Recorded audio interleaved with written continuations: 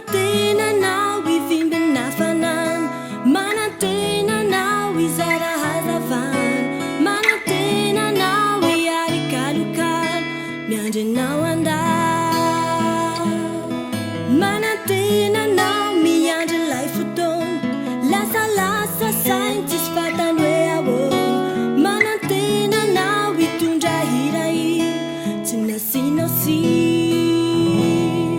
dia nataonda olo zao rehetra izao nentina mba hitiavana anao.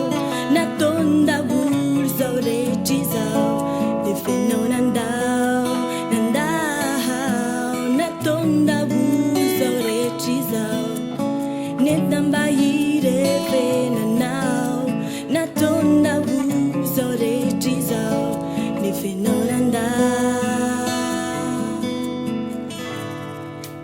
Nanantena anao amihinazy indray, sentisento safosafo lay fanao nareo.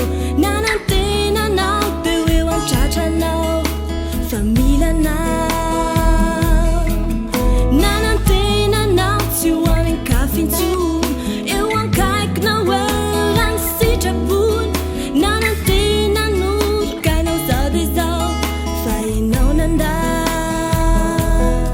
Nefa nataonda olo zao rehetra izao nentina mba hitiavana anao. Nataonda olo zao rehetra izao dia fenao nandao, nandao. Nataonda olo zao rehetra izao nentina mba hirevena anao. Nataonda olo zao rehetra izao dia fenao nandao.